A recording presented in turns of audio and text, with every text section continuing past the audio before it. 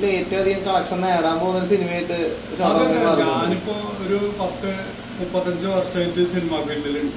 ഇത്രയും പടം 100-150 ദിവസങ്ങളൊക്കെ ഇവിടെ കളിച്ചിട്ടുള്ള പടങ്ങളുണ്ട്. പക്ഷെ ഇത്രയും ആവേശമായിട്ട് ഇത്രയും ജനങ്ങള് ഒരുമിച്ച് എഴുന്നേറ്റ് നിന്ന് ഡാൻസ് കളിക്കുന്ന ഒരു ഫിലിം ഞാൻ ഇപ്പൊ അടുത്തൊന്നും കണ്ടിട്ടില്ല. അങ്ങനെ നല്ല ക്രൗഡിൽ പോയിട്ടുണ്ട് പടങ്ങൾ 100-150 ദിവസം.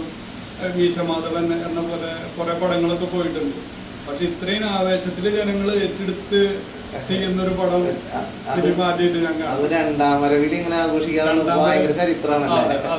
കുറെ ക്ലാസ് പടങ്ങളൊക്കെ റീ റിലീസിൽ ഇറങ്ങിയിട്ടുണ്ട്. പക്ഷെ ചോട്ടാമ്പി ഇപ്പോഴത്തെ ഒരു ന്യൂ ജനറേഷൻ പടംമാര് ഫീൽ ചെയ്യണല്ലേ ശരിക്കും.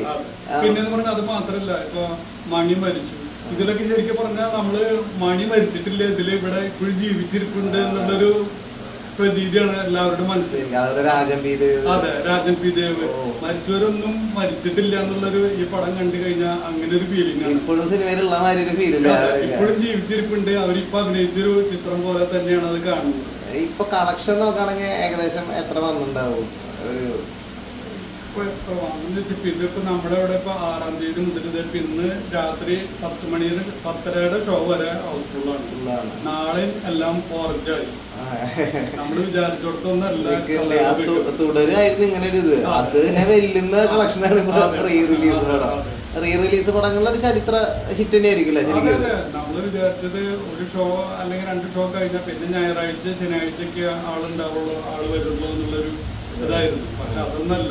ഇന്നലെ സ്കൂള് തുടങ്ങിയിട്ടും ഇത്രയും ഫുള്ളെന്ന് പറയുമ്പോ ആ പടം ജനങ്ങൾ ഏറ്റെടുത്തു തീരുമാനം.